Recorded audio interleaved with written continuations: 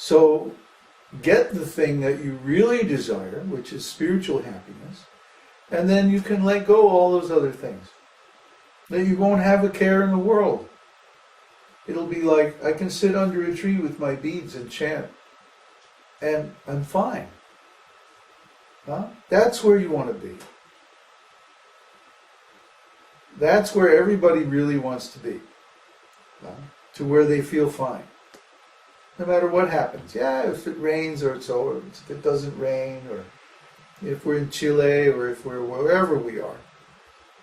Just chant the holy name and be happy. Of course, most people have a lot of cleaning up to do before they can get to that stage. But even so, the process is the same. Perform the Vedic sacrifices according to the regulations given, and you'll get the result. We all have, and we're sitting here. The boys are sitting there nodding their heads. Yeah. Just chant, and you'll automatically become happy. And what if we don't want to do that? Krishna says in the next verse, "My dear Arjuna, a man who does not follow this prescribed Vedic system of sacrifice certainly leads a life of sin. For a person delighting only in the senses lives in vain." That's what I was talking about. If you're just living for yourself, for your own selfish desire, then you won't feel this joy of life. You'll be miserable. And the more desires you have, the more miserable you're going to be. So why even bother living? So you see these young people, they're very angry, they're very frustrated. And they go, they start riots, and they set cars on fire, and they do all kinds of nasty things, taking intoxication. And the more they try to enjoy, the more frustrated they get. It's really unfortunate. First, they're cheated by their parents and the society that doesn't give them any spiritual knowledge. And then they cheat themselves by trying to fill the gap with something that's not at all going to make them happy. So, how can they be happy? They first have to follow this process of knowledge. And if they don't, then they might as well not live. They're living in vain, Krishna says. In vain means without any result or purpose. So materialistic people today, they give up on the real purpose of life, which is to find spiritual happiness. And then they try to stuff their senses full of so much this and that, so they'll maybe distract themselves from their misery, and that's about the best life has to offer. Well, let me tell you, that's not very good. No, that's not an adequate substitute for real happiness. So why not go for the process that gives the real happiness? Why waste your time trying this process that doesn't give you what you really want?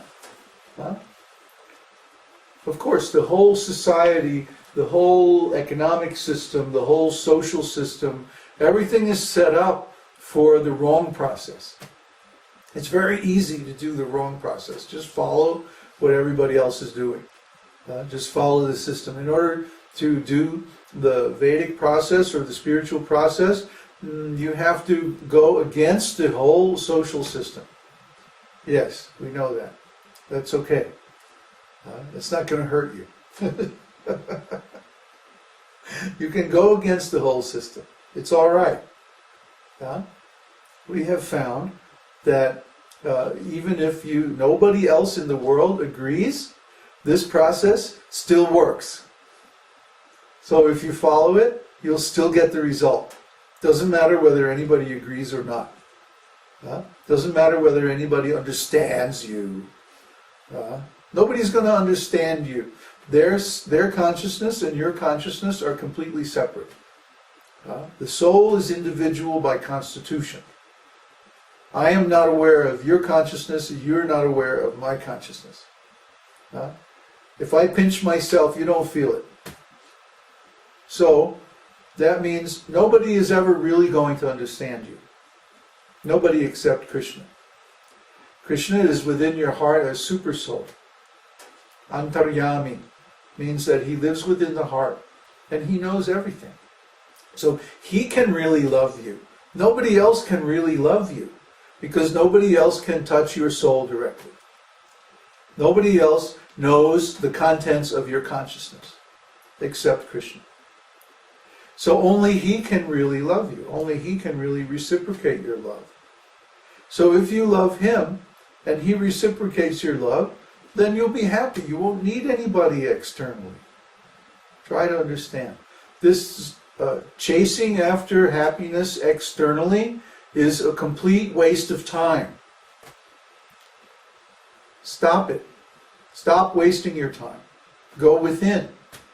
I'll tell you what. For half an hour after this program, just sit there and observe your own consciousness. Even if you don't know what consciousness is, or even if you don't really understand all this stuff, try it. Just sit there and try to understand or try to observe your own consciousness, being conscious of itself. After 20 minutes or half an hour of doing this, you'll find you're sitting there and you're happy. You're joyful. Because you're aware of your real self, who you really are, your consciousness. This is so basic. I mean, to me, it's like high school stuff. It's like something I learned when I was 20 years old. You just look at yourself as consciousness. You're inhabiting this body, but you're not the body. You're visualizing the contents of the mind, but you're not the mind. You're using the engine of intelligence to make so many discriminations and choices and plans and stuff, but you're not this intelligence. What are you? You're simply the awareness in which all this stuff happens. You're the space in which all this stuff shows up. You're consciousness. So you simply observe yourself as consciousness with your consciousness, and then you'll be conscious of your consciousness being conscious of your consciousness.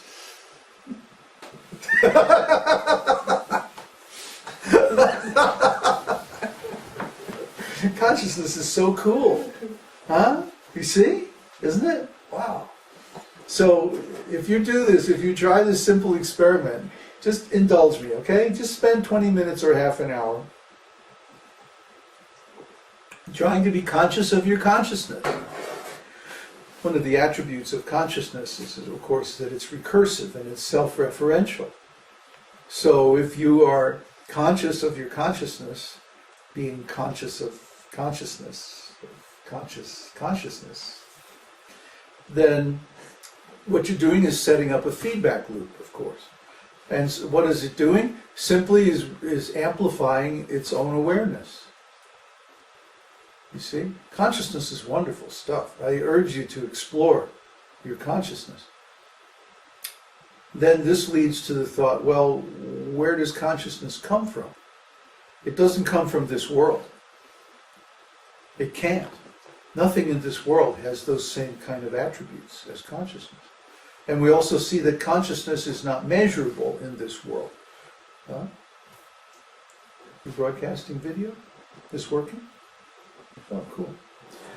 That consciousness is transcendental because of all the attributes that it has. We've gone over this so many times in previous satsangs. So the only possible source of consciousness is out of this world. From Krishna, from God, from the spiritual world, from the Absolute. That is the source. So once we know ourselves and we see that simply by contemplating ourself, our real self, we can get so much happiness. Imagine what happens if we contemplate the source of the real self. Oh, then our happiness just increases by leaps and bounds. I have to tell you. This spiritual happiness, there's nothing like it. I mean, you just can't get this kind of happiness anywhere. So if you can be satisfied with this spiritual happiness, then why should you spend so much time and energy chasing all this other external happiness, which is so difficult to get. And even if you get it, there's always some problem or some imperfection, or it's temporary. You lose it, or it goes away, or whatever. Oh, it's just so sad. It's a tragedy. Why should we waste our time like that? When we can be happy just sitting in our room, contemplating our consciousness, chanting the holy name of God. I mean, why even bother to do anything else? Just perform this process of sacrifice given in the Vedas, and you're automatically going to be happy. So, the next verse, coincidentally enough, Krishna says, one who is, however, taking pleasure in the self, who is illuminated